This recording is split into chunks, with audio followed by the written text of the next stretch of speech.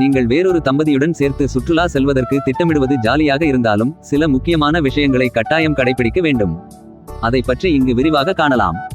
இது குரூப் டூரில் மிகவும் முக்கியமானது. சுற்றுலா செல்லும் ஒவ்வொரு நபருக்கும் பிறரை கட்டாயம் தெரிந்திருக்க வேண்டும். ஒருவருக்கு விருப்பமில்லை என்றாலும் சுற்றுலாவில் தேவையற்ற மனக்கசப்பு வர செய்யலாம். நீங்கள் சுற்றுலாவில் செய்யப்போகும் ஒவ்வொரு விஷயங்களையும் முன்கூட்டியே திட்டமிட்டு முடிவு செய்யுங்கள்.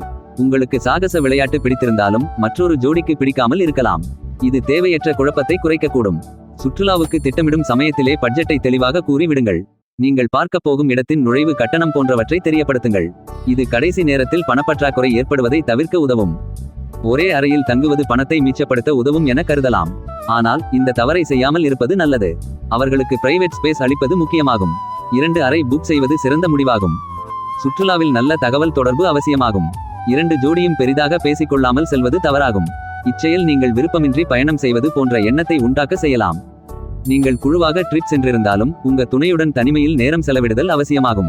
உங்களுக்குள் பேசி குறிப்பிட்ட பகுதியை தனித்தனி தம்பதியாக சென்று பார்ப்பது அல்லது பிடித்தமான நிகழ்வில் பங்கேற்க செய்யலாம். தம்பதிக்குள் வாக்குவாதங்கள், மனக்கசப்பு ஏற்படுவது இயல்பானது. அதற்காக உங்களுடன் வந்திருக்கும் தம்பதிக்கு அசலகழியம் உண்டாகும் வகையில் நடந்து கொள்ள வேண்டாம். எந்த விதமான விஷயமாக இருந்தாலும் டூர் முடிந்து பேசுவது நல்லது. நீண்ட நாட்கள் அல்லது நீண்ட தூரம் ஒன்றாக பயணம் செய்வதற்கு முன்பு வீக் எண்ட் ட்ரிப் ஒன்றை பிளான் செய்யுங்கள். அதில் 2 தம்பதியும் மிகவும் வசதியாக உணர்ந்தால் லாங் ட்ரிப்புக்கு செல்ல முடிவு எடுங்கள்.